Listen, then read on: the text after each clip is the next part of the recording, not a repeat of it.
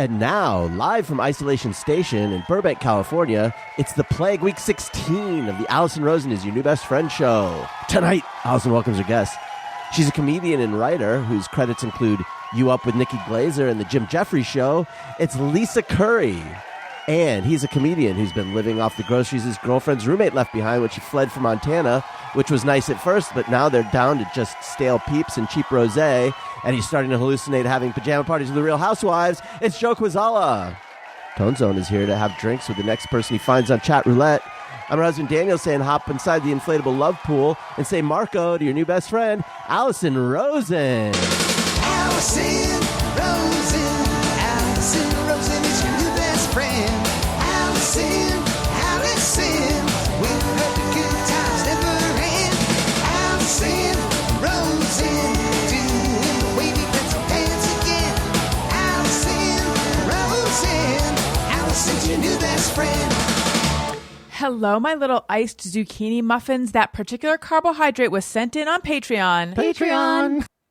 By Michelle Smith. I would like to welcome everyone to another exciting Thursday show. Excited to have this group of people I see before me.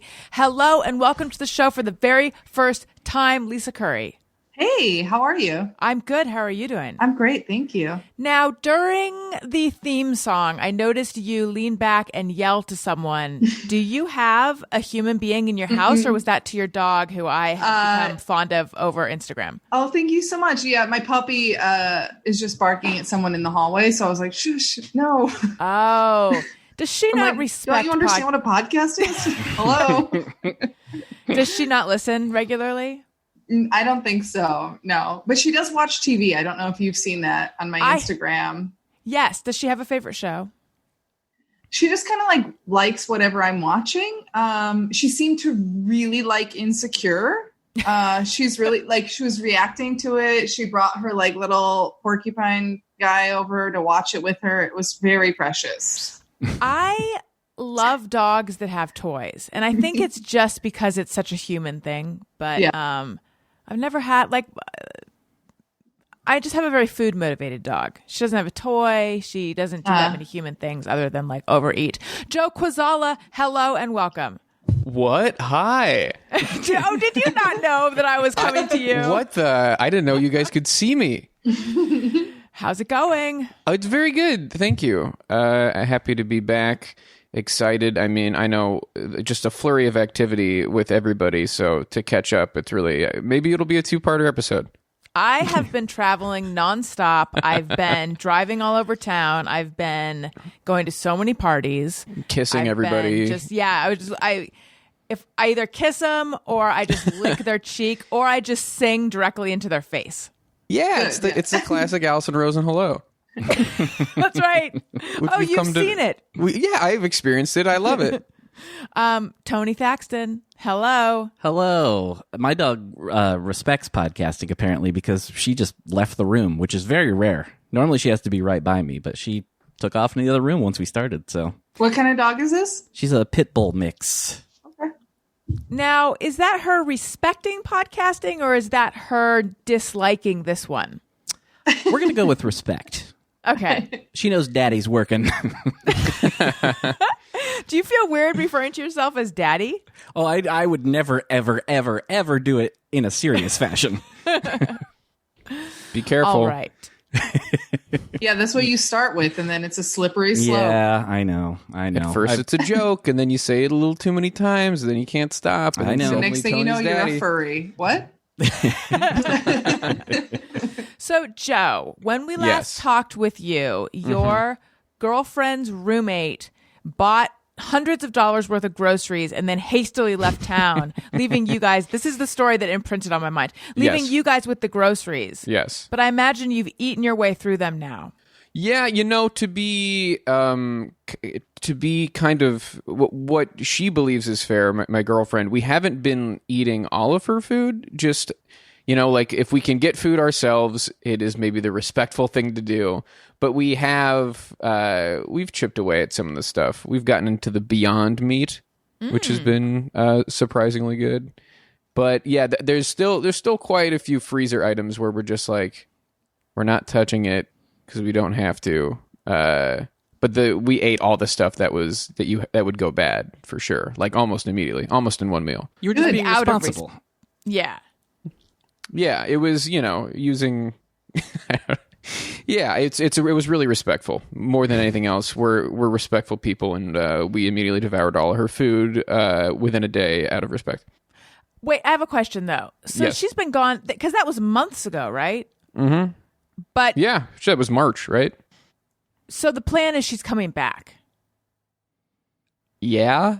I Wait, guess. she's still paying rent and just Yeah. gone?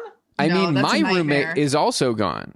Wow. And I feel like that's it's a situation that's happening with a lot of people where like people left to probably go to their parents' nicer homes to kind of wait out quarantine. And then now they're realizing that quarantine isn't just going to be a few months. But I still don't think we're at a point where many people have made a choice, or does it make sense to come back, or why would you come back? Like, why would anyone be here unless they had to be? Yeah, I know think that for Jackie Johnson, regular on the show, went to Delaware for a number of reasons, and on the last show said she was coming back on Saturday, but then I saw on Instagram that she did not come back. They decided to stay there longer. So I totally get the like, why would I come back? I'm just saying, I think you can eat their frozen food. Yeah, right. We're chipping away at it, but again, we're respectful people. if she's been gone since March, you can sell her furniture, I think. It's been 3 months. Well, we've been sleeping in her bed, so we don't want to Good. get That's rid of good. I mean, why wear out your own mattress? Wait, have Exactly. you really No. been doing that? that. No, So we're years respectful ago- people. Years ago, a friend of mine who had helped me get a job. So I was living in Orange County. I was working on the Adam Carolla show, and I was commuting because I had just moved back from New York, and I had like just gotten the job, and I didn't really know LA. Even though I grew up in Southern California, I didn't know LA that well, and I didn't know which neighborhood I wanted to live in. So for a period of time, I was commuting from Orange County to Glendale, which was a very long drive on the way there. On the way back, it was fast, but it was like 2 hours on the way there. That's when I discovered that my bladder I can drive for 2 hours, but anything beyond 2 hours is like very painful for me. So bladder wise. So anyway, he had sort of helped me get that job in that he had forwarded my reel to someone who then forwarded it to them and etc. So I was like a little bit beholden to him. So he's like, hey, I have something, he presented it like it was like a favor that he's going to give me. I have a favor to give you. That's not how he put it, though. That'll help with the commute. My wife and I are going out of town. You could stay in our place and house sit and watch our dog. Which really, it was like, would you house sit and watch our dog for us? But he presented it like, this is a great opportunity for me. And I did not feel like I could say no. So I moved into his place, watched his dog, and had a shorter commute. However, here's the thing. They set me up on their futon in the guest room. Meanwhile, they had like a really comfortable king or queen bed in their bedroom.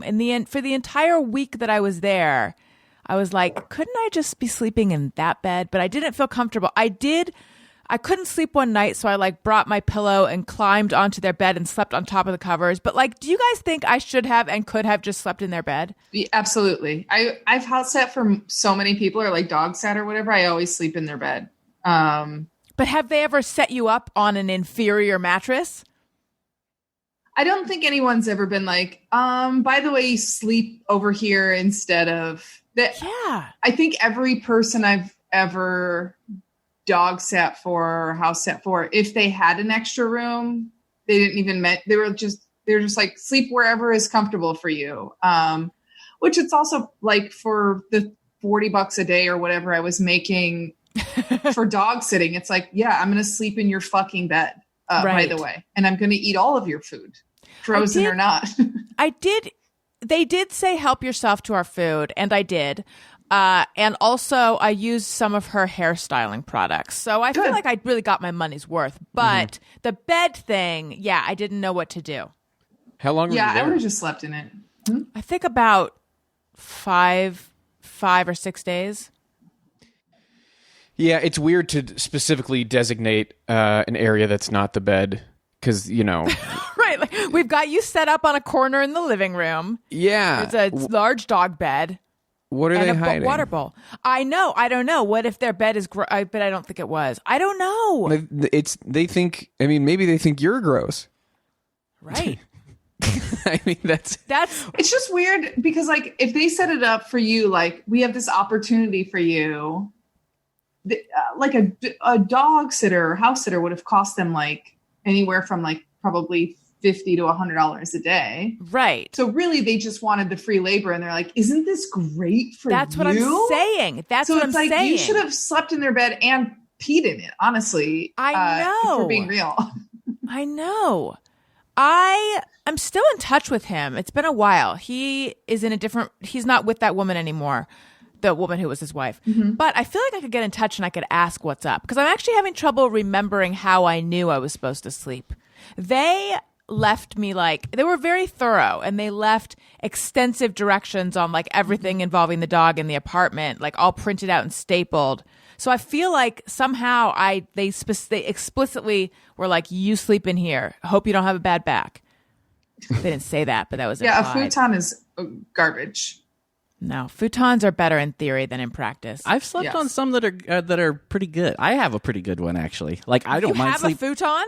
Not that I sleep on regularly, but I have in my spare room, and it's I don't mind sleeping on it at all. It's not bad. Lisa, I don't know. Wait, you've met Tony before a long time ago, but I don't know if you know that he is a professional rock star drummer who has a gold album and who tours the world when we're not in COVID as a member Did not know this. of Motion City Soundtrack. And the reason I bring this up is not to like make you be impressed with him and by Yeah, where's this by going? association my show that we have. Yeah, what's Tony. happening? It's to point out that he has to sleep on tour buses and stuff, so I don't trust his. But I don't Yeah, I sleep. mean, I don't honestly, sleep well on those though. I've slept in so many questionable situations on the road myself that I could fall asleep I'm sitting in a plastic chair, like a hard plastic chair, and I could probably sleep overnight in this sitting up if I had to, because not that I prefer to, but it's just after a while you're like, yeah, whatever, who cares? Like, Well, I see this is now a contest of who can sleep in the most uncomfortable place, and I'm going to lose. I'm a real princess in the pea kind of person. I am too. I don't sleep I well in don't- those things on tour. I don't believe you. It's I don't know what I would gain by lying by this. I don't either, and yet you it's insist. all over your face. All right. Tony, you're a liar, and I have to do this for the fans. You have to. You go wreck his face. The fans are losing their minds right now. It's not a real go record. I hate this guy. Does this guy have anything to say about Tony's futon? No, he doesn't. Sadly, I just asked him. wait, I Tony, just- I what's tried the to- worst? What's your worst sleeping situation then? Worst. I don't know. I mean, Or something that sticks out that's like, oof, that was bad. I mean, I can never ever sleep on planes, no matter what. Like I've done international to Australia and can't sleep a wink. And then so I'm up the entire 14 to 16 hour flight, whatever that is, and then get there and it's like late morning and you're like, well, I don't want to go to bed because that's going to screw me all up. But at the same time, all I want to do is go to bed. And so basically every time I've done trips like that, No, which is a lot. I can sleep like such a baby on planes. It's like, Yeah, me it's too. it's really a blessing. Like the second I sit down, I'm like, Yeah, be very grateful. yes. I don't think I've ever been on a flight where I didn't fall asleep. Yeah, even if it's an hour, I'm like, I'm taking a nap. It just happens, yeah. I have had a doctor prescribe me Ambien, and that didn't even put me to sleep. Come Really? on. I Did swear. it make you feel weird? A little bit, but I never fell asleep. Lisa and Joe, you plane sleeping like baby people.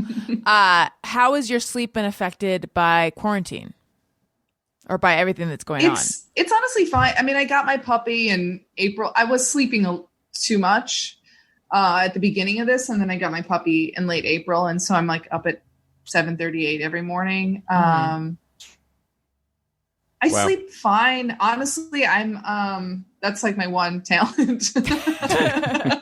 Very but like when I usually smoke weed to go to sleep because it takes me a while to fall asleep typically when I'm home because I'm just like overstimulated and I keep wanting to try to get things done, which is very stupid and not productive.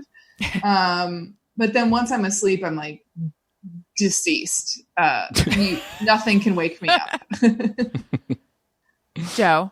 Yeah, I've had a hard time falling asleep, which means that I'm sleeping in late. So it's been kind of like a 4 a.m. to noon kind of situation every night, which is enough sleep, but it's not the. Yeah, that time frame's bad. But what do I have to do? Yeah. Yes, but I find, because now I'm in a like 2, 3 a.m., I am wide awake. And then like noon, 1 the next day, I'm exhausted. Well, just sleep through that whole, do what I do and just eat your way all the way until that and just sleep the whole time. I don't know. What is it about like, oh, go ahead. No, what were you going to say? Are you going to talk about nighttime? I was going to say, if I like go to sleep from 12 to 8 a.m., midnight to 8 a.m., I feel like I'm on top of things and I'm taking care of things and I'm like being responsible. But if I were to sleep from 4 a.m. to noon, the same amount of time, I'm like, I'm a piece of shit. I'm not doing anything with my life. Like it doesn't make any sense because it's the same amount of time out of your day. That's what I was going to say. When I've always been a night person, but when I shifted my schedule to like going to sleep around 10, getting up around 6, which I had to when Elliot was a baby because he got up really early. I was like, I figured out the secret to life. I figured out how to be productive. I'm on top of the world. And now that I am sleeping in again, I do feel like a sack of shit. And I can't, like, I keep vowing to myself, I'm going to change my schedule. Like, I just have to. And also Daniel is sleeping in and that's my husband, and his mood, he's been in such a shitty mood the last couple days. It's beginning to affect me. And now I'm mad at him for his bad mood. Do you want us to talk to him about this? And I think it's all because we're sleeping in late. What? I said, do you want us to talk to him about this? Yes, please. I have no problem. Get him in here. Get Daniel in here. I want to talk to him. This is an intervention.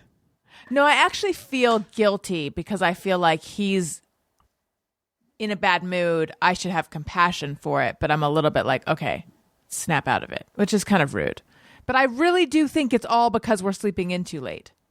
Yeah, sleeping in late, and I don't know if it's because like I worked in restaurants for a million years, and so I was always up at like 6 a.m. to work like a breakfast shift, and now I'm like, if I sleep past 8, I'm like, oh, what a piece of shit. Because it's like, especially with the puppy, like I get up at 8, I take her on a long walk, I come in, I make coffee, I do my morning pages. It's like 9:30 by the time I'm done with my morning pages. So then I'm like starting to make breakfast for myself, and I'm like not even starting to answer emails till 11. So if like I wake up at 8, my day starts at 11. Yes. I have a lot of questions. Tony, could you play Gal Chat? Gal Chat. Okay. So we have a backyard now. So when Wendy, my dog, needs to go out, I can just open the door and it's just wonderful. Mm-hmm. My thing in the past, when I had to put a leash on my dog and take them outside into where I could see other people to go to the bathroom, was always like, I cannot believe that I have to put on a bra just to do that. Like, it's too early in the morning to have to put on a bra, so I'm just not going to, and I'm going to put on a sweatshirt and hope no one can tell. Lisa, where are you with, like, in your story, I'm like, oh God, do you have to put on a bra that early? Yeah. Does that bother you? I just don't feel, it doesn't bother me. This sounds maybe psycho. Maybe it doesn't sound psycho. I like don't feel safe. I feel more vulnerable without a bra on because I'm like, if something happens and I have to like run or I feel so much more exposed. Even if I have like a t-shirt on and a hoodie or whatever, I could be in a fucking parka, but just like my loose boobs flying around, I'm like, I just don't, it doesn't feel right. I actually know exactly what you mean. It's and so yet I'm weird. It's like willing to risk my health, my safety. I also like don't mind it. I don't like being braless like during the day. It just feels weird and sloppy. Like, and that's not a judgment on anyone else. Like, even if it's just like a little like lace demi bra, I'm like, okay, well, that feels like maybe maybe like deep down psychologically, maybe that's like a control issue. But I'm just like, I don't know. I don't like the feeling of it. I love being weird and sloppy. Now, what I'm hearing is you are similar to Tony. And Joe, I'm going to want to know where you come down on this, bras, shoes wise. Tony needs to be wearing shoes. Yeah. He's got to wear shoes. Indoors? Yeah. I very rarely don't have my shoes on. Oh, that's wild to me. It is to most people. Any chance to be barefoot, I would be barefoot outside, just anywhere. I don't care where. I've walked around barefoot in most cities. But with a bra. With a bra, fully clothed. I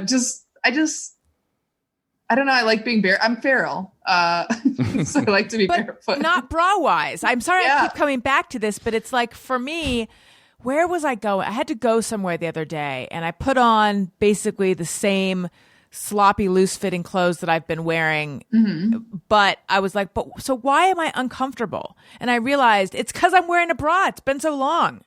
Oh, weird. I'm crazy. And it's not so bad. Thank you, Tony. Joe, shoes, bra? Always. Shoes, bra. You're asking me what I require of a lover? Was that the question? Yes. I must be wearing shoes and a bra at all times. Those are the big two. No, I don't. As soon as I get inside my house, the shoes come off immediately. Like, you got to let them breathe. That's how, I mean, it's a comfort thing. Tony, let yourself live a comfortable life. I will, like, at night when I finally like only at night when I like finally relax and like watch some TV or something, then I'll take them off. But I do shoes and socks off the second I walk in the house. I don't even want my socks on. I want bare feet. I like my socks on. I feel more cozy, but my least favorite sock situation is when you're in the kitchen and you step on something wet and then you got a mysteriously wet sock. No, let's cancel that. That's disgusting. Yeah, it's bad news. Did we just cancel wet socks? Wow. You're canceling it. Long time coming. They're already trending. Yeah, a wet sock bad. is no good. Yeah, but I think socks are. Listen, guys, I'm prepared to go out on a limb here and say that socks are fun. Oh, do you They have feel socks? good. Fun, yeah. You slip around a little bit. Mm-hmm. I mean, my socks themselves are not fun. They're very standard white socks typically, but I just think it's a comfortable thing, and like you don't get grime upon the foot, and you get to have fun little mittens for your feet. Am I pitching socks to you guys? Yeah. Do you know what I like to do? This is my favorite thing, and I'm like, once I'm rich, I'll have like a little basin or something. But I like to be barefoot all day. And then, I mean, with the puppy, she tracks in a little extra dirt. Like I'm pretty good with the floors, but there's a certain amount you just can't help tracking into the apartment. So before I go to bed at night, I like to then wash my feet in like the sink or the tub or whatever. And it feels really nice to like get in bed with like nice, clean feet. Now, The pause there.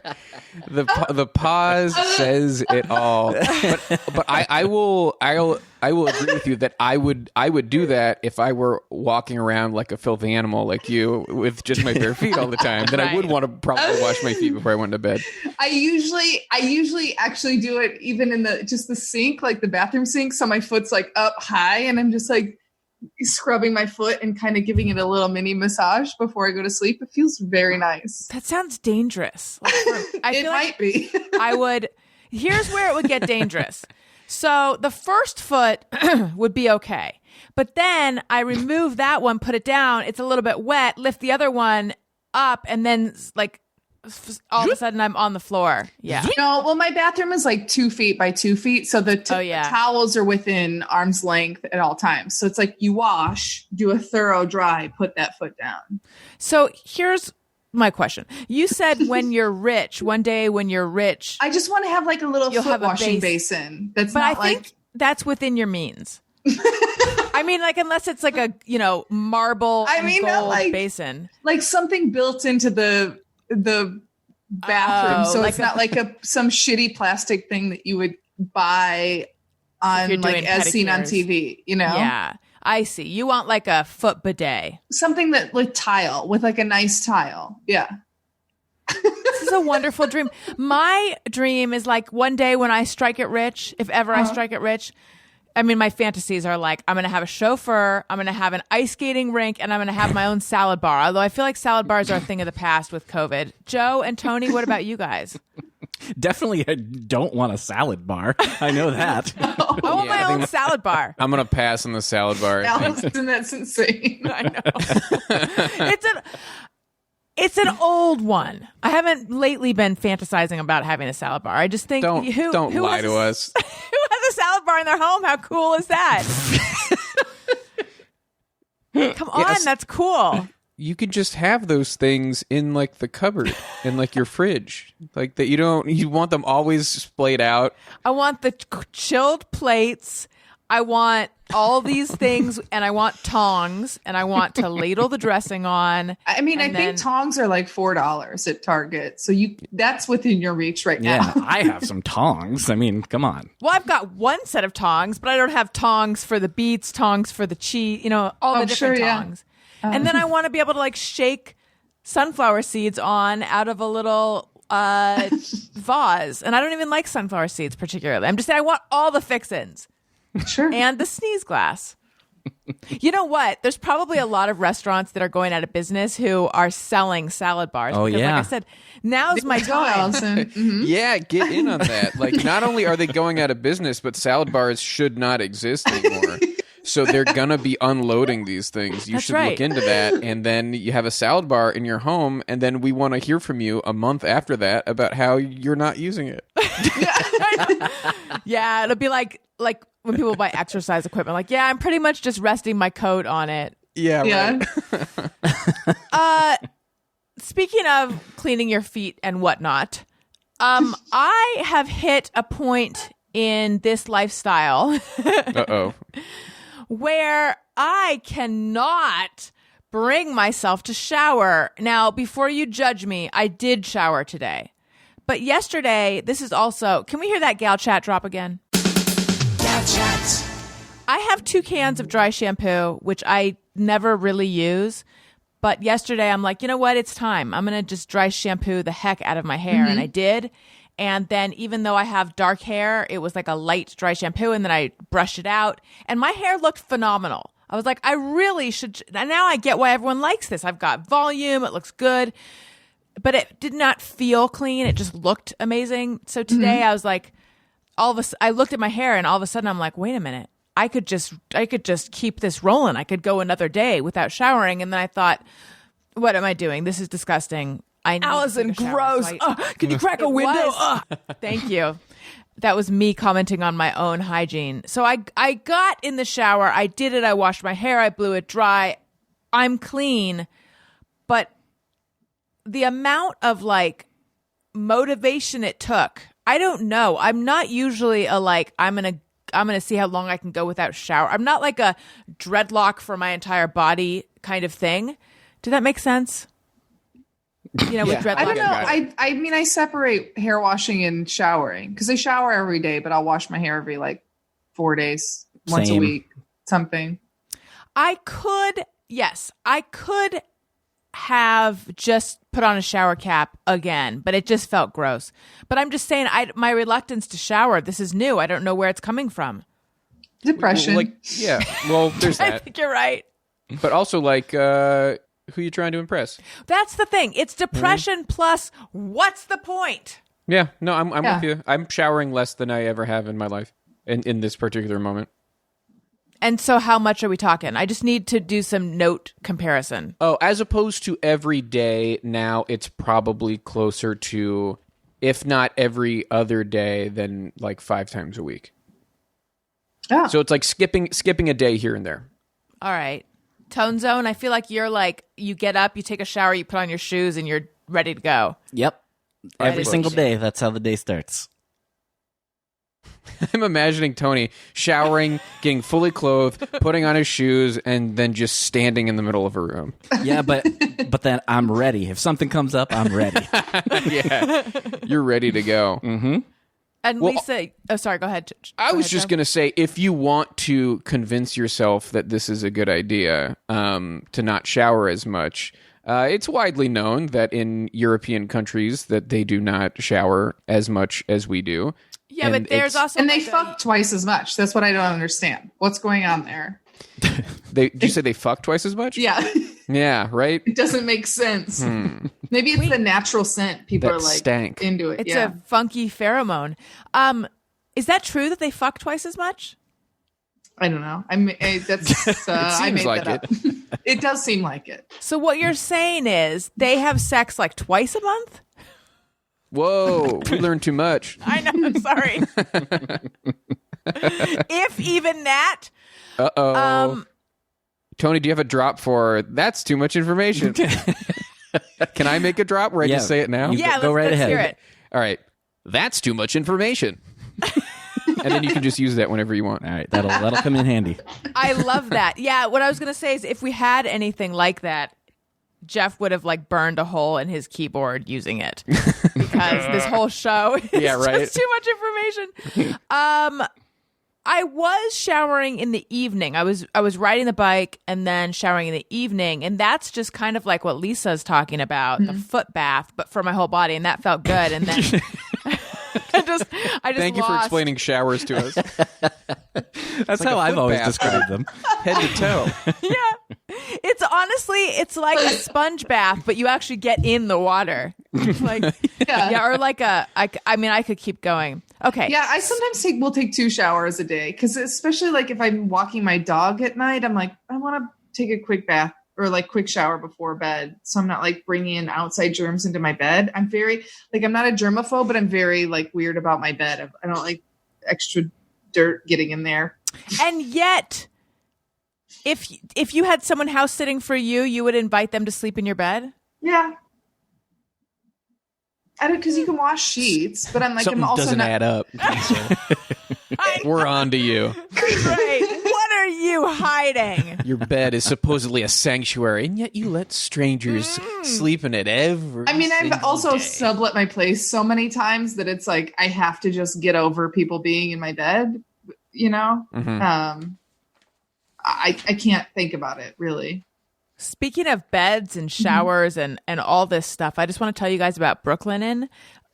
They make the sheets that are on my bed right now, and I am this close to buying another set because I've talked about it at length on here before. They make the best sheets ever. I sleep better in them than other sheets. And I have one set, and I take them off, wash them, and put them right back on. And it's just time to have another set, but I can't decide what color because I want all the colors. But listen to this. They don't just make sheets. What? I know. You didn't see that coming. Hold on. What? I just received my Brooklinen towels. Heyo. I have They one make too. them in 3. Wait, did you say you got them too? Yeah, we've talked about this, Allison. Come on. They make them in 3 different weights. I just got the heaviest, which are like the super plush. They turn your bathroom into a spa. And as I said, indecisive regarding colors. I want all the colors. I chose smoke because it's just a little, it's not white. Although I really did want to just get white, which I feel is the most spa-like, but it's a longer story. And believe me, I could go on. What color do you have, Tony? I was going to say, I thought mine was smoke, but then you were describing it as being more white. Mine is, they're basically gray, but that calls it something else. I forget what they call it. That's smoke. Oh, okay. Because Well, they then I also have a smoke. darker one. Yeah. Got it. No, Okay. I'm saying it's not basically white. I'm saying I wanted to get white, But then I decided let's get something that has a little bit of color. Anyway, yeah, they're so soft. They're amazing. They turn your bathroom into a spa. Brooklinen also makes loungewear that turns function into luxury, bedding that turns your bed into a retreat. Brooklinen is the internet's favorite sheets, but they're also home to bedding, loungewear, towels, and more, with over 50,000 plus 5-star reviews and counting. They have super plush, ultralight hammam, melange, color block towels. Those are a bunch of different types of towels. Shower curtains, bath mats, robes, and candles. Ooh, I need their candles too to add that extra lavish touch. Even ultra soft loungewear makes you feel like you never left the bed. Silk eye masks, robes, furniture. I'm going to just have them outfit my entire life. Art and totes. Final details to make your big upgrade. Brooklinen.com is the perfect place to start making small changes that make big differences. Brooklinen is so confident in their product that all their sheets, comforters, loungewear, and towels come with a lifetime warranty. Go on, make yourself comfortable. Get 10% off your first order and free shipping when you use promo code BESTFRIEND only at brooklinen.com. Brooklinen, everything you need to live your most comfortable life. Okay, let's get to know Lisa, because I don't know her that well, and we don't have a song to indicate let's getting to know someone, so I think Joe should make one up. Okay, I mean, all right, great, perfect. Here we go. Here is, we want to get to know you. We don't know you. Who are you? Tell us now. Tell us now. Tony, You have to tell us now. Tell us now. Tell us now. Tell us now. Oh, that's great. Okay, so I met Lisa because we were both guests on You Up with Nikki Glazer on Sirius XM a while ago. And now I follow you online and I enjoy your posts. I know that you have an adorable dog named Luna. And I feel like you're from the Midwest. Yeah, Indiana. From the Midwest. Northwest Indiana. And Wait, where? Oh, That's this where I little was town born. called... Oh, I'm from a little town called Cedar Lake. I don't know that. Where are you from? Not real. I was born in Elkhart. I wish. Elkhart, Oh, which is okay, near yeah. South Bend. Okay, yeah, I'm like very far northwest. I'm like an hour out of Chicago. Okay, this is like So a 2 lot of hours times from I say Chicago. Yeah, Okay. so you guys are practically related. pretty much. And you're a comedian and you tour extensively internationally. I did. You did. You wrote for the Jim Before Jeffries COVID. show. Uh-huh. And fill us in. Oh gosh, I don't know where to start ever. Okay. I remember start with, when you and I did the show. Yes. I was like, so I had last summer, 2019, I did this huge tour of Europe, mostly because I got really, really close to my dream job and then I didn't get it. And I was like, I need to get out of LA before I have a mental breakdown. the dream job. Last week tonight, Ooh. I got very close and was very excited. And then when I didn't get it, I was still working in a restaurant and I was like, I'm going to kill myself if I stay here. I can't do this. So then I planned a big tour of Europe and I was there for 2 months and I did some festivals and I performed for the troops and I recorded an album, which I'm still waiting for that to come out. It's way more tedious than I expected. And then when I met you, I think that was right before I got staffed at Jim Jeffries. Yeah, you didn't. You were because I remember Nikki being like, "You guys, she's funny. Hire her." Yeah, and I was like, when I got the job offer last September, it was the most cliche thing. Like I literally had $30-something in the bank. I had 2 loans, like my car and another personal loan. I had 6 credit cards that were totally maxed out. My place was sublet out because I couldn't afford to live in my place. Like it was. Where were you living? The most insane. I was staying with my friend Nicole Schreiber. She's a comic. And I was like beyond fucked. So, I mean, like that job totally saved my ass. And Nikki actually helped me get it because I was writing roast jokes for her. She didn't end up using anything I submitted. I don't know. I feel like I have to clarify that. I just don't want to take credit for the jokes that she did because they were fucking great. That's very honest of you. But yeah, I ran into her when I was in New York last July and or August. I think it was August. And I ran into her at the Comedy Cellar and I was like, hey, sorry, I haven't gotten you like roast jokes yet. I was working on this big packet. And she's like, oh, for what show? And I told her Jim Jeffries show. Like, I thought we were just having like a nice conversation. And she's like, oh, hold on a second. Literally in front of me, pulls out her phone and writes this very long, very nice email to the head writer because she had worked with some of the people on the staff and recommended me. And, I mean, I'm sure I submitted a good packet, but I think that that's what got me the interview, which is really listen, beware if she ever asks you to house sit and dog sit for her. For free forever. Yeah, I know. But you can use her hair products. Yeah. Oh, that's really, how did you meet Nikki? Initially from Twitter. I know Twitter's kind of a cesspool, but I love it for it. I can trace every job I've had in comedy back to somebody I've met on Twitter. Wow. I'm kind of like same way. I have a lot of positive Twitter things that have happened in my life. Yeah, I'm also somebody that's like aggressively in other people's DMs, and like this sounds so corny, but every time I go to New York, I'm like, well, since I don't live there, I use that as an excuse to get in touch with somebody, and so I'll just like make it my goal to reach out to somebody, and I'm like, hey, I really like your work, like someone that I sincerely like, and then I try to meet up with them and then just like have some kind of like human connection. And it's mostly like I'm not even trying to pitch anyone something, but I'm like, I want to be friends with the people that I think are funny. Mm-hmm. Ooh, this is such a good idea. I do this religiously, and it's helped me a lot. Who have you done this with? Oh, I feel kind of weird saying. Is that weird? No, it's okay. It makes sense. Make up a fake name.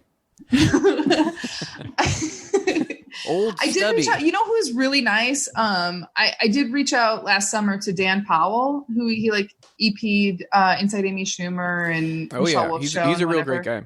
That's so weird that you just said. I just started. I was like, who is this person? I just started following him last night. That's so weird. Funny. And it's like I reached out to him and we met up for coffee, and he's like, well, what like projects are you working on? And I was like, oh, I didn't even think that I would be pitching something to you, or like soft pitching something. Like in my head, I was just like, and maybe this is like naive or childish or something, but I was just like, I just want to be friends with people that I think are great. And then maybe someday we work together, but I truly don't approach it with an agenda. Mm-hmm. If that makes, I mean, maybe that's like ridiculous, but that's I honestly sincere. think that that's how Daniel approached me, and now we're married. So I think that when you have an agenda, that can like put people off a little bit. Yeah. Yeah, but it was really nice, and he was really nice. And then it turns out he knows my manager. And so, and now I'm getting ready to start pitching an animated series, and he did Ugly American. So I'm like, well, maybe that's somebody we could attach as a producer, because he's cool as shit. And I already met him. And so we have a little bit of a rapport. That's really cool. So basically your approach is and it's genuine. I'm a fan. Could we meet up when I come to New York? Yeah. And then you get coffee with them. Yeah. That's such good networking. Are you a pretty social person? I'm very social, but I also don't like, I'm also like I wouldn't ask anyone for help with something unless I thought I had something, unless I could also help them, if that makes sense. I just feel weird about, I don't know, maybe that's why I'm not farther along, because I'm always like, well, I just want to make sure I'm contributing to your life too. I don't know if that really makes sense. Yeah. It sounds Joe? like you're a good person is what that sounds like. Yeah, that is. That's what that registers as to me. Joe, where are you with all this networking? I have had to overcome my aversion to it, like my aversion to self-promotion and my aversion to feel like sometimes you almost course correct a little too much because you're like, oh, I don't want to networky, like I don't want to be too thirsty. I don't want people to be thinking that like I'm talking to anybody because I'm looking for something. And so then you change course like a little too hard. So then you come across as not nice. Right. So I you know, Standoffish. I think it's a good thing to not try to overthink it. I mean, people like it. It's just a generally nice thing to do to others if you enjoy their work, to let them know. You know, I think there is a balance with that too. You don't want to be the type of person like online or on Twitter who is tweeting in a way where it feels like someone else took their phone. If you know what I mean? Sometimes people tweet that way, where if I was just like, man, Lisa Curry's just the coolest person in the world. Like that, if anyone sees that tweet, you should rightfully assume like that you took my phone, right? Because that's what I would do if I had someone's phone. I would just tweet from their account like, man, Joe Kwaczala is just about the funniest guy in the world.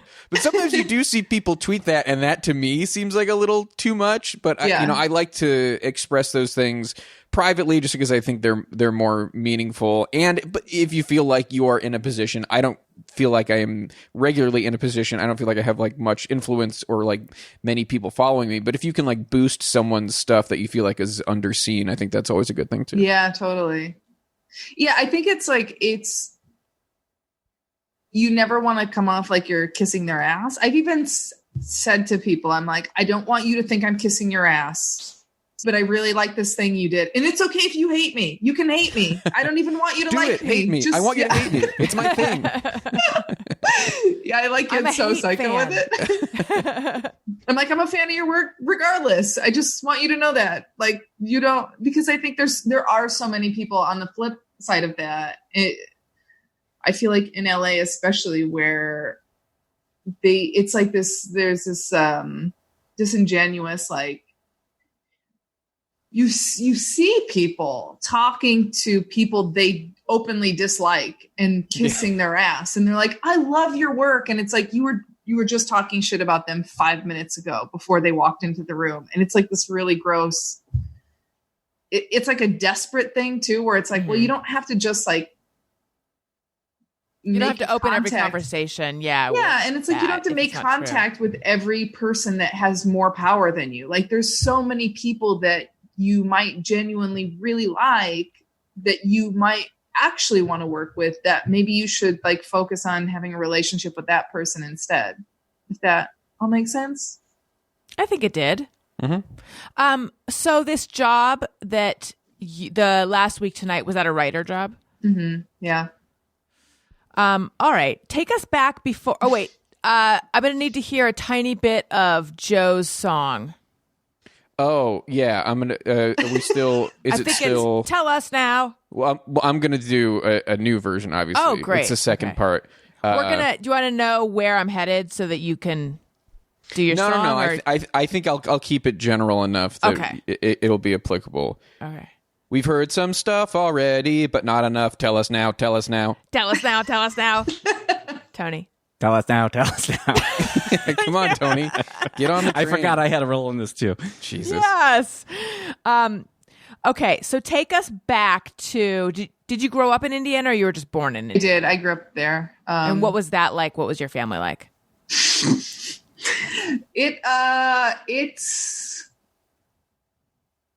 I guess it's a nice place to be from, to borrow a phrase everyone uses when they hate where they're from. They're trying to escape it. I like the idea of the town that I grew up in. I grew up on a lake. It was it should have been very serene and picturesque. But it's just like a lot of kind of like backwards Republican. And I don't even want to, I shouldn't even say Republican, because I'm like, I don't necessarily like hate Republicans, but it's a lot of like people that don't leave the town, and they're very small minded, and they're homophobic and xenophobic, and like they're and I think that maybe they would be different if they had access to different things or if there was better education or not as much poverty. But I mean, that's another complicated thing. But I had a fun upbringing. I was very feral. My family owned a biker bar when I was a kid. It's still in the family. And then my mom sold her, I guess, to oversimplify, she sold her stake in it when I was like 7, and my parents bought a marina. So that was another fun thing. A lot of work, but a lot of fun. What goes on at a marina? So much. I mean, ours was like huge. You have no idea. I don't even know if I can handle it. A lot of nautical puns, first of all. It was like this 10-acre piece of property. And so there was like an inlet, and we rented boats out, and there was a bait shop, and we sold boats, and there was campgrounds. And it sounds like we were super loaded, but we actually weren't. And then we had that for 7 years and then lost it. So like a contract thing. Oh. My parents were buying it on contract. So they were buying it on contract over the course of 10 years. So it was like $100,000 a year for 10 years, and then they would have owned it outright. And then 7 years in, they tried to sell it, which was, they just were tired of having it, I guess. And was it the scent of the bait shop? Maybe, although I pretty much ran the bait shop when I was a kid. So like, if you need to know anything about like live bait, I'm your girl. What's your favorite? Of all the baits. Of all the live baits. I mean, earthworms are pretty easy. I bet my parents at one point, we were carrying, when I was little, leeches were really in. Popping. And my mom told my dad, she was like, Lisa, she's like, we can't order leeches because like Lisa runs the bait shop and she's not going to be okay with it. And my dad was like, I think I know my daughter. She's gross. And I was like 10 at the time, and my parents came into the bait. You have to keep all the shit in the refrigerator. So we had like 2 refrigerators, and one was just like worms, relatable. Yeah, sure. The worm fridge. And my parents came into the kitchen one day, and I was just like my hands were just like fully in this bucket of leeches, just like playing with them because I liked how they felt. Yeah, did they like suction to you? You could like pull it off. No, because like if you just kind of please enlighten. I don't have a ton of experience with leeches. Yeah, I will just dabble. If you were to just like stand still in a bunch of leeches, they'll lash onto you. But if you like kind of have a bucket of them and you're just running your fingers through them, yeah, if you keep moving, they're not going to latch onto you. I've never had a leech like stick to me. That is a bit of leech know-how that you never hear that passed along. It took me till I was today years old when I found out that the way to avoid getting a leached onto you is to just keep moving. Yeah, just keep it moving. That's all. Yeah, I guess. Right? What's up? It's a metaphor for something. Yeah. I don't know what. It's strictly regarding leeches.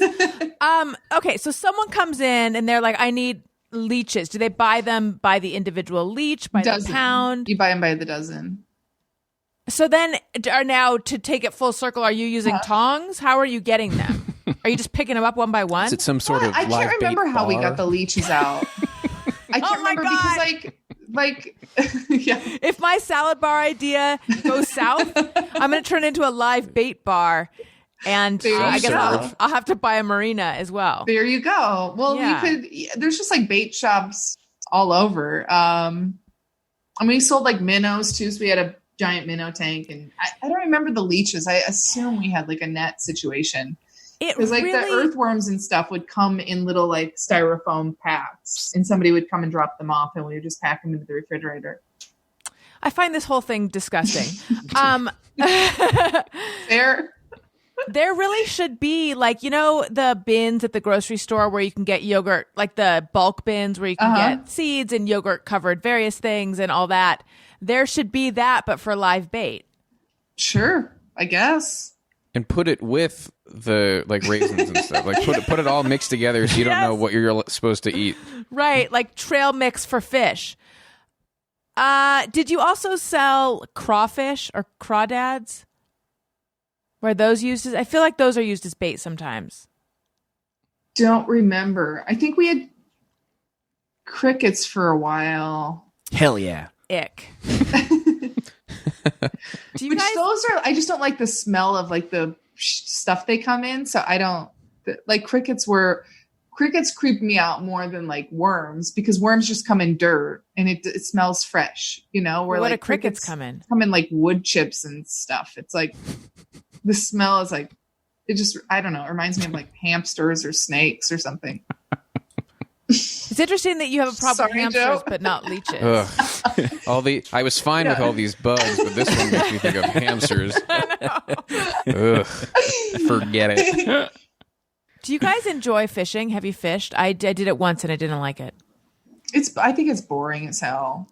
I liked doing it as a kid, and then my dad got very into it, and then I tried going with him when he started getting very into it, and he would just stay out so long, and it ruined it for me.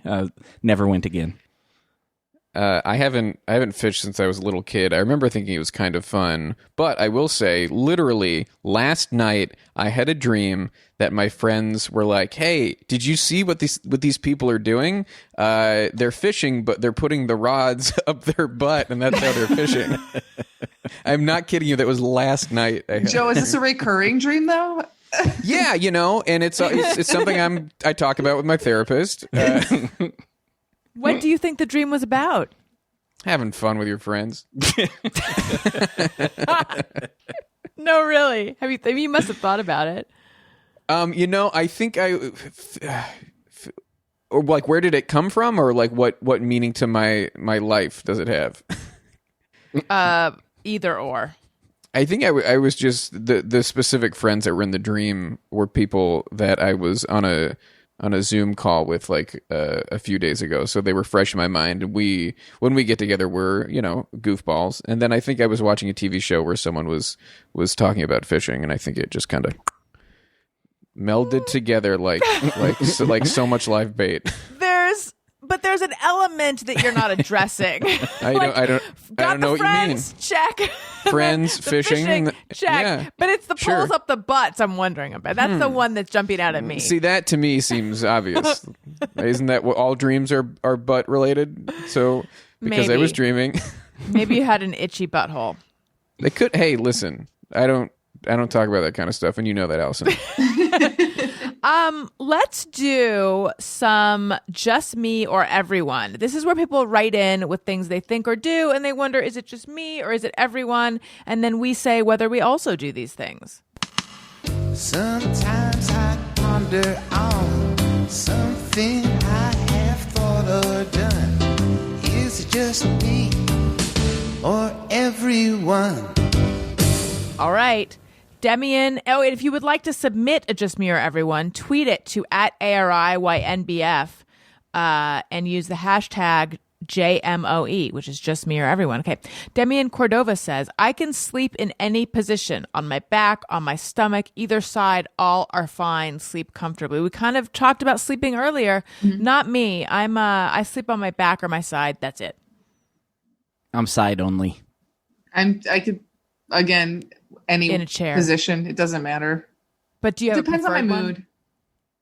I usually sleep on my side, but sometimes if I get super high, I like to like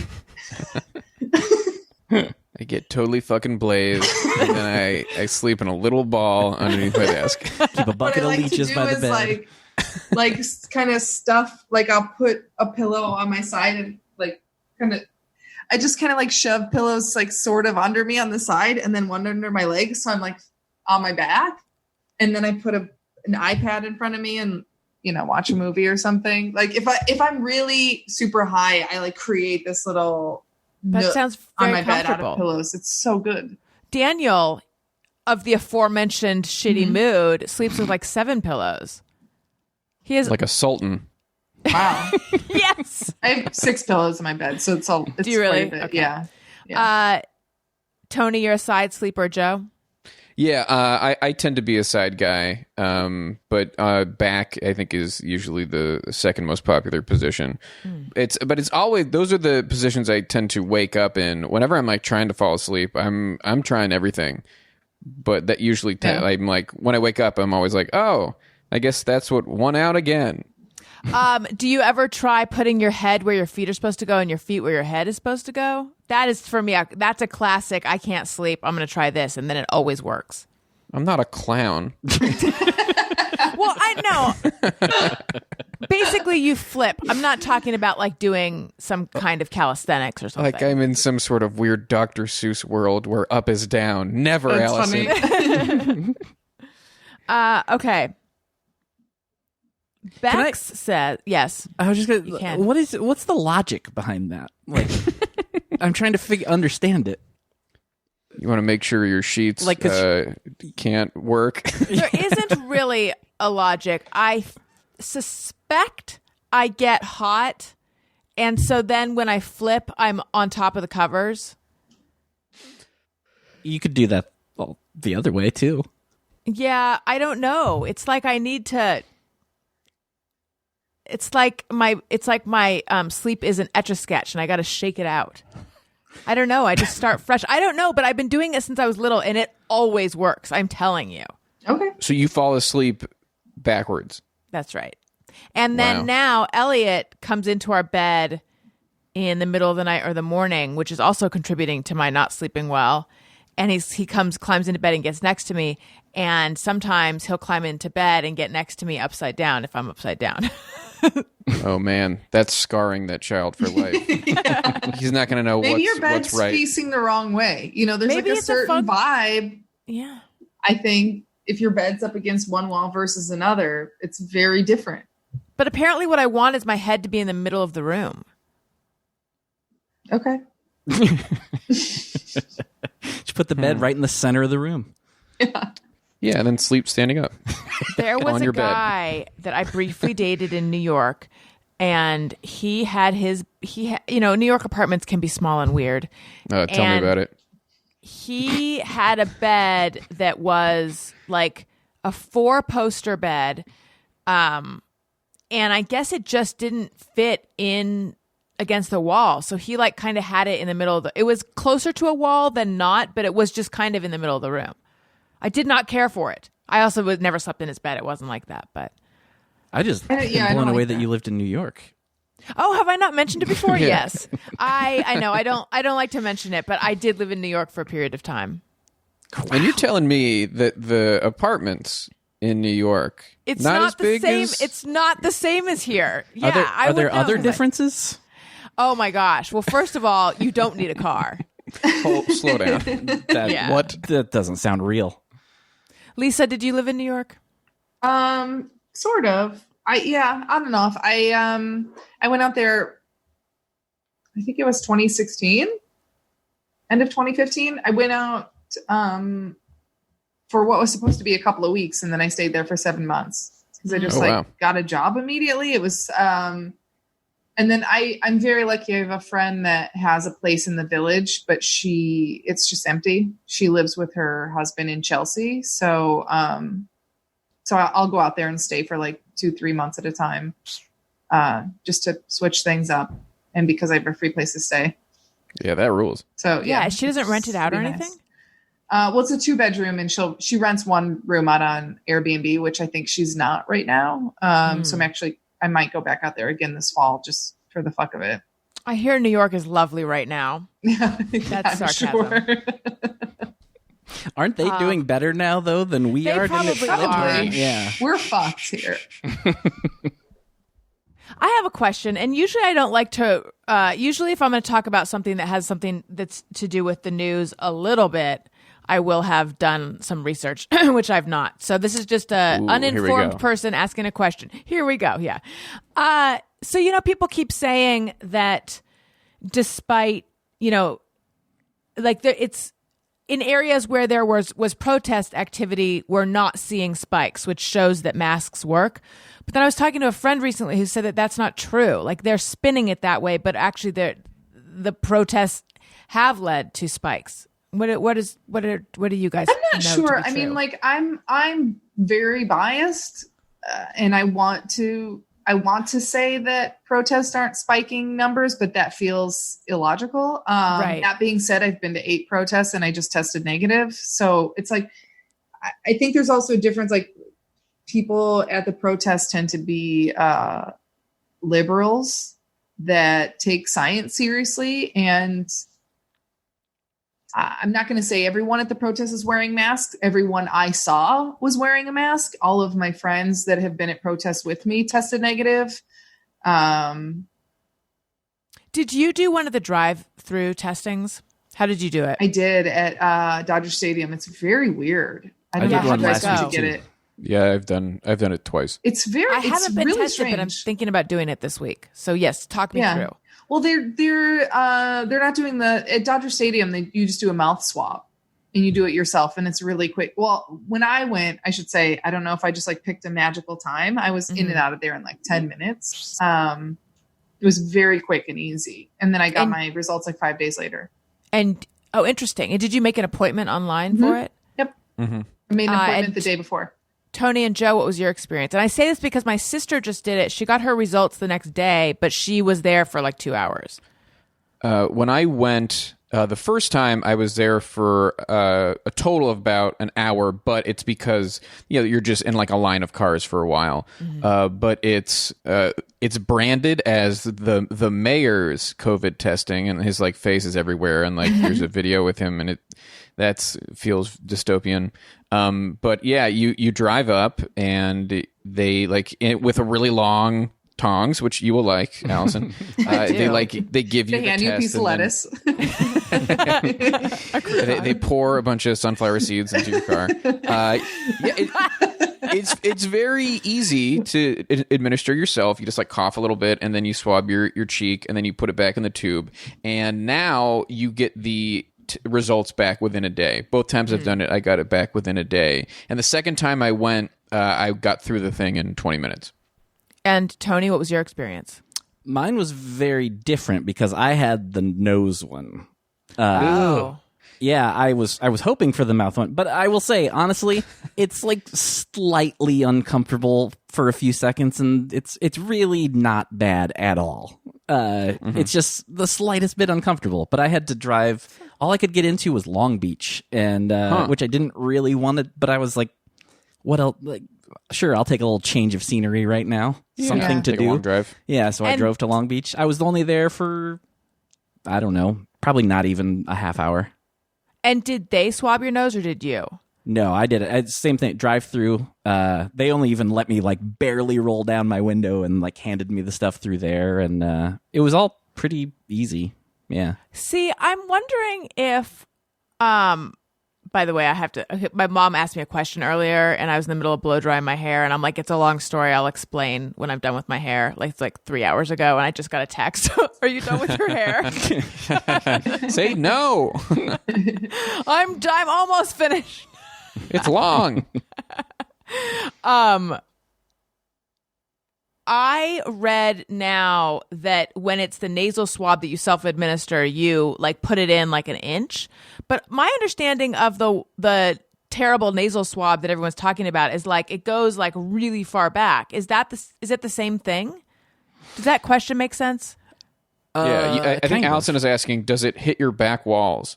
Well, the one that they do, I feel like it does hit your back walls. And so when I read that it's only an inch in, I'm wondering if that's like more shallow than the one that they do that's like trepanation. Could be. Yeah, I don't know about the other one, but yeah, the one, it's like maybe an inch. And like and she told me right before, like, she's like, you'll know when you're there. Cause like it definitely like, you feel it, but it's hit resistance. Yeah. And then you have to like spin it a couple of times while it's in there. Oh, why would you do it in both sides? It was like just all I could do. I didn't know.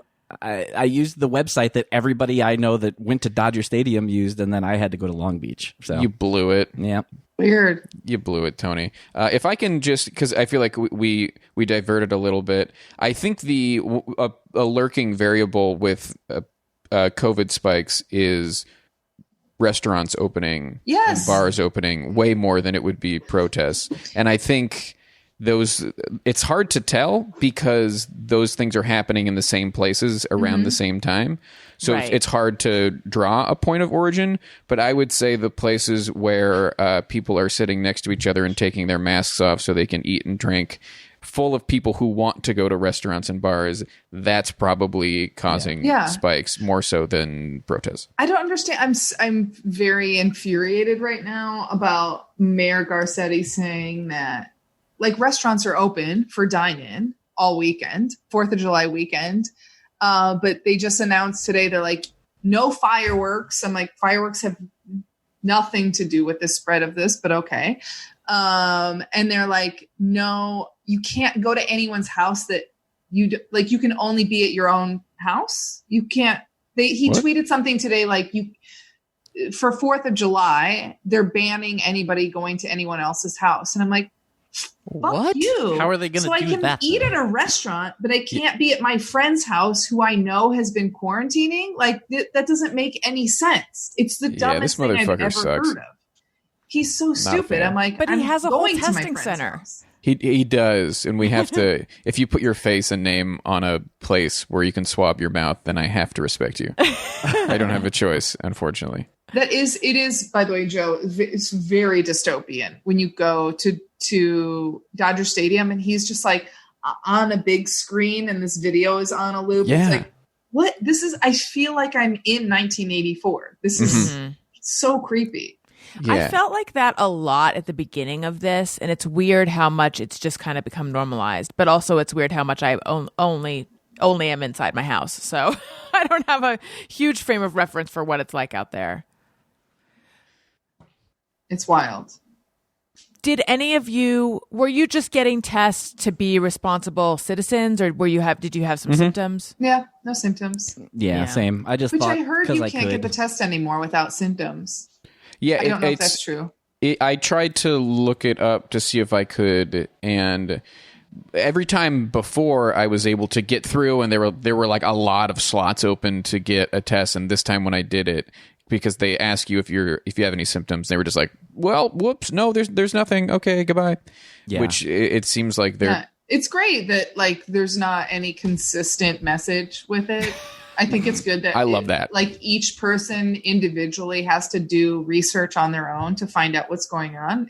I think it's a really good system. Mm-hmm. God bless the mayor. I logged on earlier or was trying to find out how to do it, and then I saw that it's like you have to be eligible to take the test, and then there's all this questionnaire, and I was thinking, well, I wonder how I should fill this out to be eligible. So I think I know now. Mm-hmm. But it's probably going back and forth. I don't know. Like Lisa says, it's not consistent, and it's frustrating. And what's great, that Garcetti's got those restaurants back open. I They're salute going to him. close again, right? Yeah. They're absolutely going to close again. I gotta say, yeah, they closed the bars again. Why didn't they close the restaurants? I don't understand. And then a friend of mine works at the Comedy Store. I guess, and she told me yesterday that she got an email from management and they're like, we've furloughed the entire staff. We're not going to open for at least 3 more months, probably not till December. And I was like, oh, if they're taking it that seriously, that's huge. And then on their Instagram today, they posted, they're like, we're open for food service. And I'm like, who the fuck is going to the Comedy Store for food? Yeah. Homeless people wouldn't eat there for food. It's so bad. Like, Right. What are you talking about? It's like how you can still get pizza from Chuck E. Cheese. Yeah. Pasquale's. It's called Pasquale's. Right. That's right. I forgot about the fake name thing. Yeah. Okay. Nina Hartley says, cats look like they would constantly roll their eyes at people if they could. # just smear everyone. Oh, yeah. Yeah. Cats I are believe bastards. that. Cats don't give a shit, and they're rude. I'm allergic to cats. I don't have any cats, but I wish I could have one.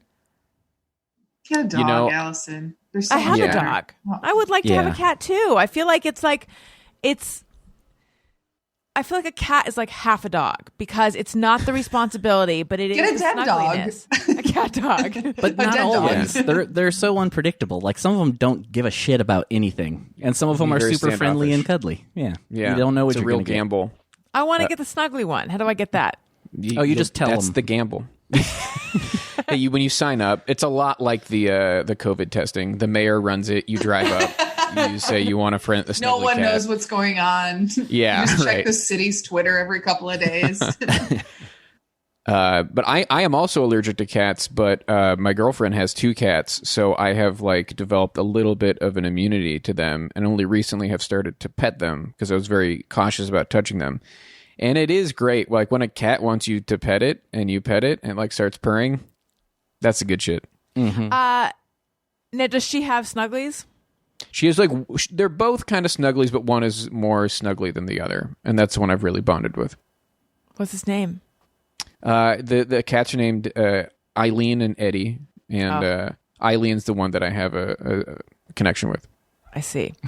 I'm just a cat. I'm just a crazy cat. I'm just a cat. That is Jenna Kim Jones singing a song from a musical that she was in at one point. Oh. Now, you guys, talk about full circle, which this is the second time I've used that phrase. Shanna says, I have to click the tongs at least once before using them just to check. Yeah, I think everyone does that. Everyone does that, for sure. I've never still- talked about tongs this much. They still tonging? Yep. Tong away. I don't think I do. I don't think I do it. Really? They're tongs. Like you could tell by looking at them if they're going to work. They're right? going to work. Yeah. Fun. I like to have Tony, fun here's- other here's- ways, guys.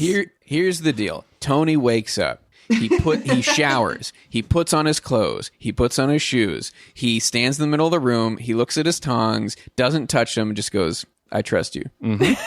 Nailed it. Wow. Okay. Chinny Bobini. And have I done this one before? I don't know.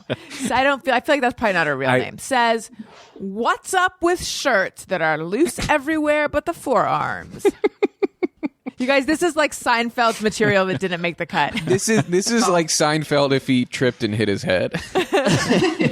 What's the deal with I shirts? only They're so own- big, yeah, I and only then the own one. forearms aren't. You're like, what are you talking about? I don't. Dunk, dunk, dunk. That's not. Yeah, I don't. I fully. I don't relate. This is Yeah, I think very that person has strange. is, What are his forearms like? Is this person? It's a her. I feel like I do have a shirt with tight forearms that is big everywhere else. And it's a little bit uncomfortable. It makes me feel like my arms are fat. I only own one long sleeve shirt, so I don't know. Get out. I don't. Yeah, I I think don't like also. long sleeve shirt. I mean, Yeah, I know you're wearing a sleeveless shirt right now. It's because you're feral. Alison, is. maybe you and Chinny Bobini are just like getting super swole. Have you considered Probably. that? I mean, I have not, but I think it's. You're like, oh, the shirts are getting really tight, but no, you're Right. just We're like Popeye. yeah, you're not unlike Popeye, is what I'm saying. Can I tell you that for a while, I kept confusing woke and swole. So I thought if someone was getting woke, they were getting like all muscly. What is getting yoked? Is that getting drunk? yoked I think is, yoked is also- muscly. Yeah. I think that's part of the problem then. Like if you get swole, Right. you get yoked, but then you get woke in that order. I think if you get to a certain amount of swole or yoked, you just never get woke. Yeah, you rarely see the trifecta. Yeah. It's almost never happening. Would you rather be described as yoked or swole? Yoked. But why? I- Where do these even come from? Swole is like swollen, right? I don't know. And, Swole to me- is like bloat. Go ahead, Joe. This is coming from nowhere, but I feel like yoked is more permanent than swole. Like Sure. you can get swole, but it's like just like if you do like a bunch of push-ups and you're like you got like a little swole. That's how I think of it. But like yoked, it's like that's yoked is for life.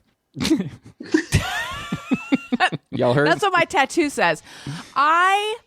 This is like new to me as of recently that a guy can do push-ups or something and then have it'll change how he looks immediately afterwards. Oh man, yeah, that's what or at least that's the lie that they believe. But like that's what a lot of guys in the dorm would do before we would go out because they want to look fucking swole. Right. And that might be the first time I heard the term swole. But That yeah, I sounds like remember a the guys would do psychosomatic that. thing entirely. Yeah. Oh, fully. Yeah. Like I feel like. Go ahead. It's so tiny of a change too, and I would just kind of sit there and make fun of them for like being obsessed with doing a bunch of push-ups before you go to a party. I think I've seen it like before filming but maybe I've just seen it in a movie about someone filming an action scene, like before filming nudity or an action scene or a photo shoot or something, someone doing push-ups. Yeah, it's suspect. This reminds me, my grandma, she's deceased now, but when my uncle got married, she decided she wanted to get in shape like a week before his wedding. And she was like in her 70s and she had these little 2-pound weights and she would just like do a few reps. And I'm like, what are you're there's no difference here. There's just stop this. She didn't get accept swole? yourself.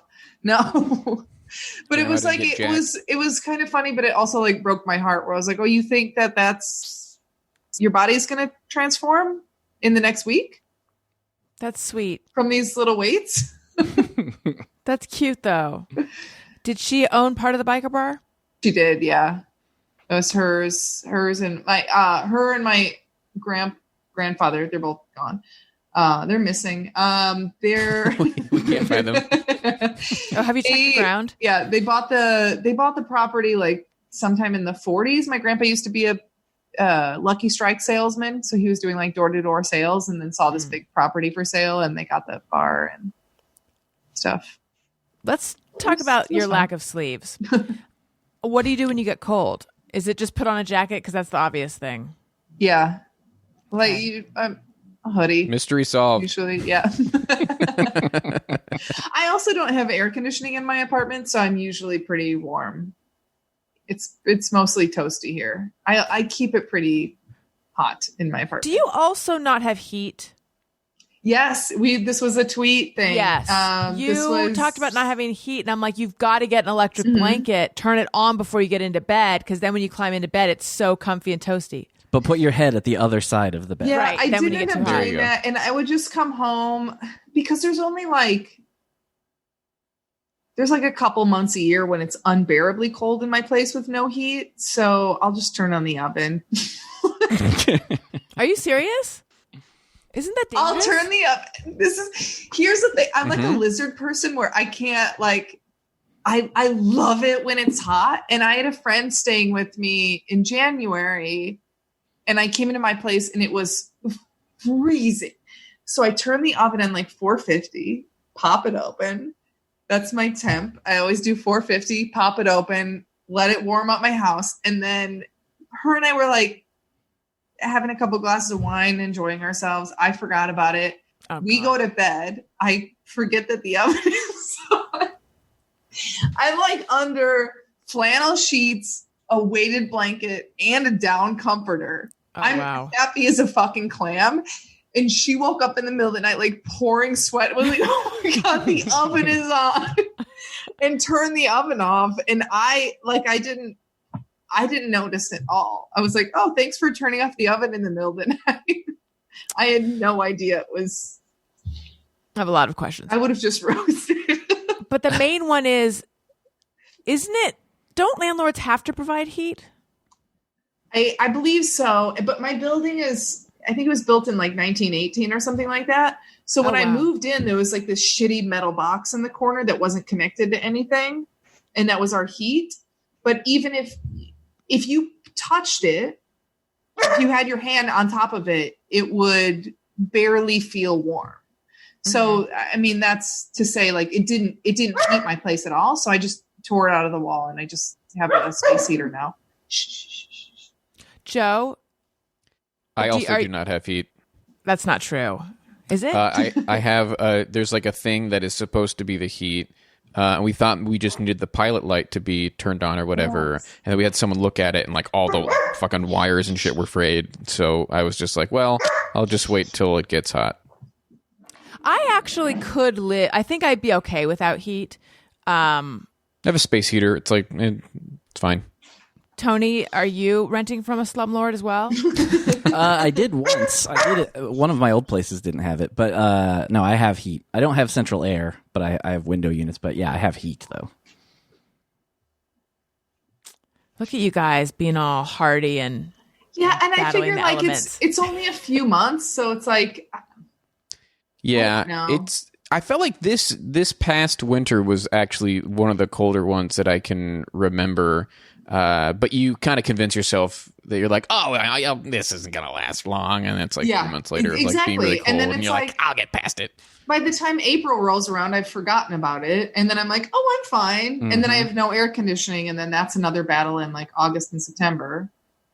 So it's really like 5 months out of the year that I'm totally miserable, and the rest of it, Yeah, and I'm only assuming almost half. yeah. you open your freezer.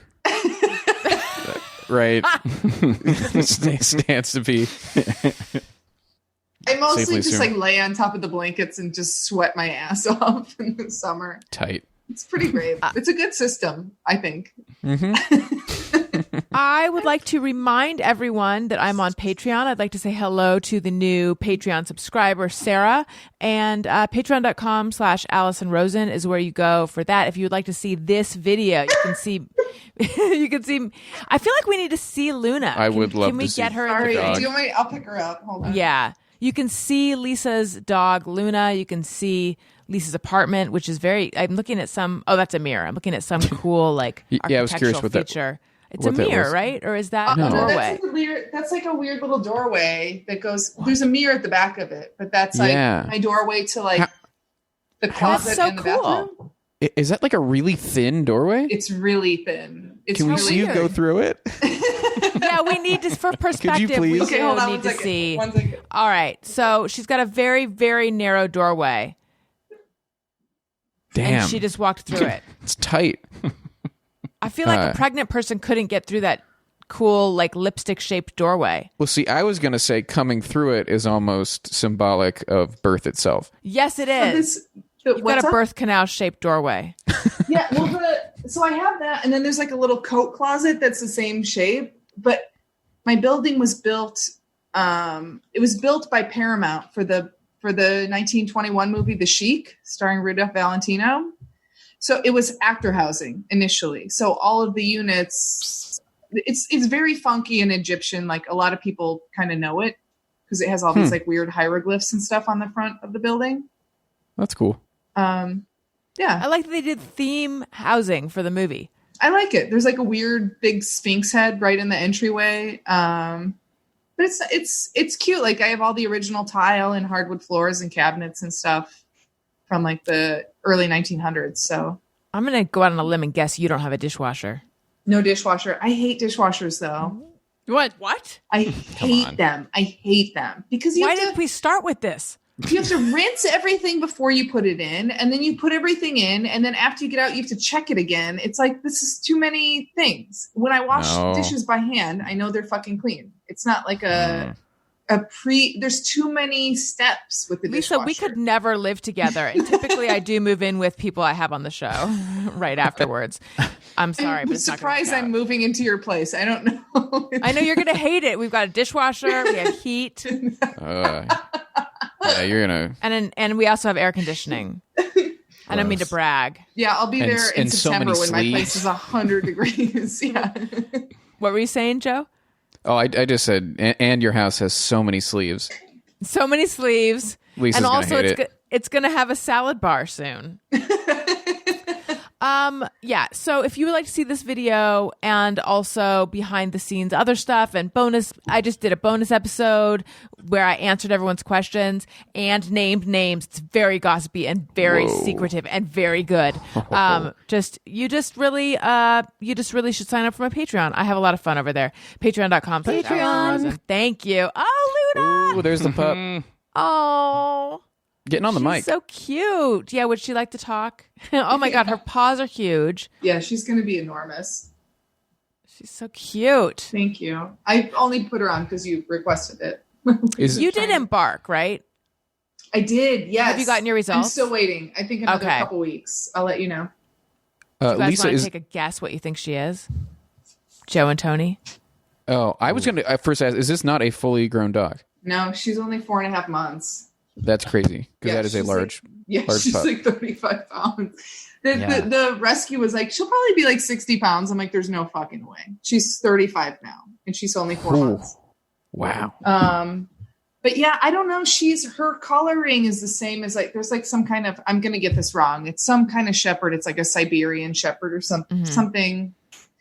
I don't remember. But I looked it up and that breed only gets up to 40 pounds. And I'm like, oh yeah, it's not. She's maybe partially that, but I think maybe like that and maybe German shepherd. That's what I was going to say. That's what it looks like. And I think maybe Great Dane too, because she has very pointy ears. And she's like short, slender. got a short coat, right? Yeah, she which doesn't is shed different at than a all, shepherd. which is nice. Yeah, yeah, and she's great. I say Great Dane too. My money's on Great Dane and shepherd. I think so. I had never seen this before, but I was driving and I saw the dog with the freshly like cropped ears. They were in bandages and it made me depressed. I don't like that. Sad. Yeah. I don't like the ear cropping. I don't like the tail cropping. No, it was weird. It had a long tail, but it was just the ears and they're in bandages and I got sad. That bums me out. I hate that. I feel like they're going to come for that tail next. I know. There's It's nothing so I can do, gross. guys. It's like, why? It's this Why is weird that a aesthetic. thing? I don't understand. It's so dumb. The thing that turns my stomach especially is thinking like, what do they do with the tail afterwards? Like anyway. They make it into keychains for gas stations in the Midwest, I think, probably. Yeah. That's not really what those keychains are, is it? Okay. Well, there's those rabbit foot keychains. Do you guys remember those from the 80s? Yeah. You For can good feel luck. the whole foot bone Those were actual feet. from purple rabbits. Well, I think, yeah, they do. I know. Also, I'm on Cameo, cameo.com/Alison Rosen. And if you'd like what you're hearing, please subscribe, tell a friend, leave a nice Apple Podcast review, rate, all the things. And listen to my other podcast, Childish, with Greg Fitzsimmons. It's our parenting podcast. And follow me on Twitter and Instagram at Alison Rosen. Joe, where might we find you and what would you like to plug? You can follow me on Twitter at JoeKJoK and on Instagram at JoeQua. And nothing. If you can believe it, nothing's really happening with me right now. So if there is, I will post it on those places. Please do. And Lisa, where might we find you? And please plug anything you'd like to plug. You can find me on Twitter at Lisa_Curry or Instagram Olympian Lisa Curry. Because the actual Olympian had taken Lisa there's Curry, an right? Olympic gold medalist named Lisa Curry, and she took our name. And I was like, all right, bitch, I'm picking Olympian. I have an album coming out as soon as I can get it out, which I don't know. I thought it was going to be out a lot sooner. So that'll look for that. I guess follow me and wait for that post. Do you know what it's going to be called yet? Alive for a While. I like it. Thank you. Everyone, don't close your eyes till you've seen it. So Yes. you might get some dry eye. Tony, what about you? I'm at Tony Thaxton, Twitter and Instagram, and my podcast, Bizarre Albums. This week is on the Crispin Glover album, which is real weird, and also tiny short appearances from Matt Gorley and Weird Al. Oh, nice. It was fun. How did that happen? Well, I know Gorley well, and I technically know Weird Al a little bit, and he actually plays accordion on a song on the record, and a mutual friend that we have kind of like reached out and was like, hey, would you talk about this? So he did. It's very minimal because he just played one song and he didn't really remember much. So I just basically told you what he says on the show. Tune in. That's still very cool. Yeah, it's exciting. Thank you guys so much for doing the show. Listeners, thank you for listening. I love you. Goodbye. Hey, do you know about the Alison Rosen Show?